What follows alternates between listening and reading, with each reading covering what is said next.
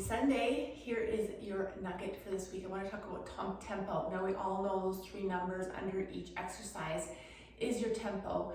As long as you're focusing on the eccentric letting go phase of the contraction being slower than the concentric, then I know that you're going to be improving in strength. We really need to make sure that we're paying attention to those numbers, especially as we get more comfortable with my cueing and programming, but also the negatives that I program. So we're all kind of working together. Of course, you all, I assume that you're all programming and following it in the right order as being as consistent as possible. So I'm just programming progressively with that assumption. So of course, if you have missed some weeks due to scheduling conflicts or just busy life, then you know that you need to dial back. Your body also will talk to you, right? So if you're really stiff, then you need to dial it back. How do you dial it back?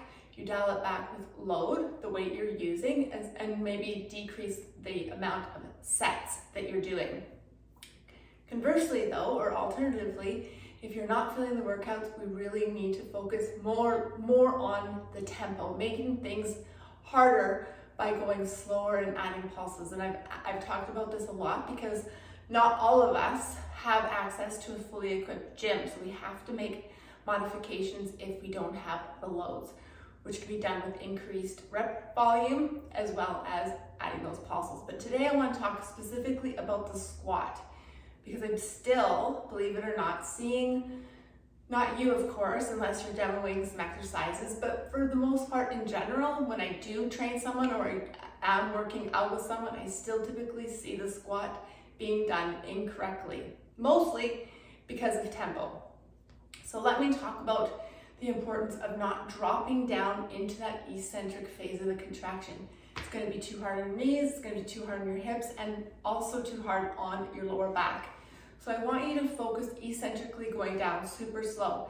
And even if I say that to you specifically, or even if I'm standing there speaking to a client in person, it's really sometimes hard for people to understand that mind-body connection. So I want us to use a visual to really make sure that we're not dropping down in between those 2 phases, specifically on the eccentric lowering down phase of that squat.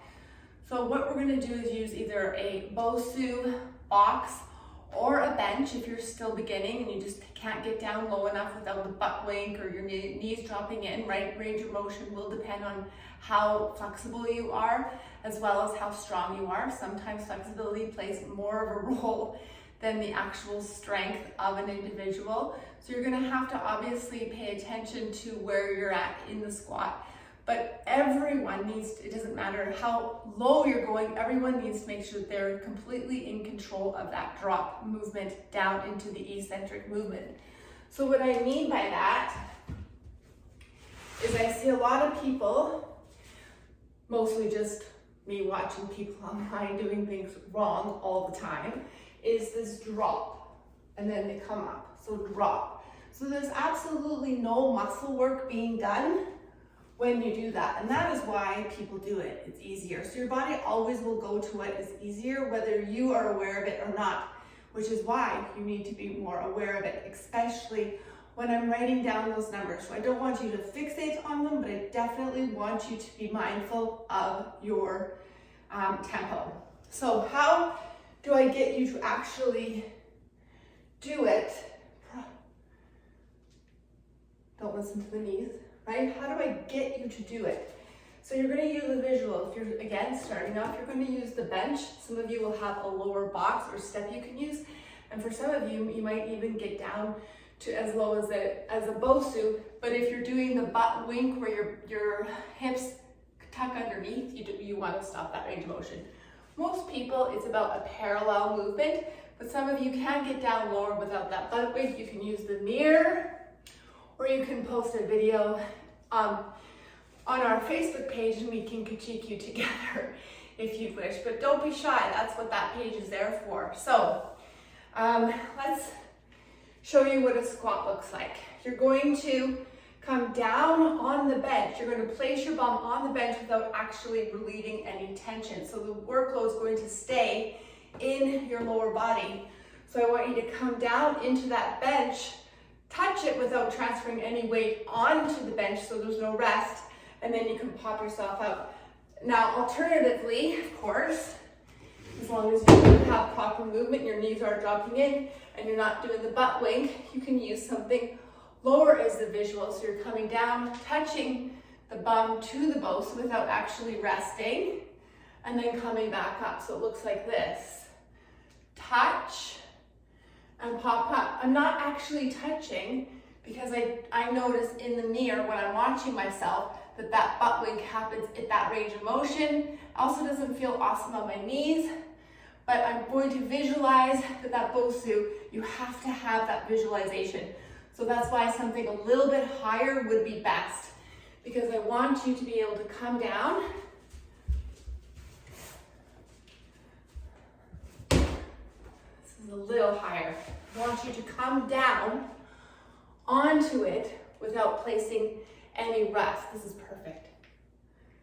So come down, touch, and pop up. So if your goal is to touch but no transfer onto the ball where there's rest, you will automatically flow right down and be in complete control of the entire movement, which is going to get you far more out of this movement than any time before if you do it properly.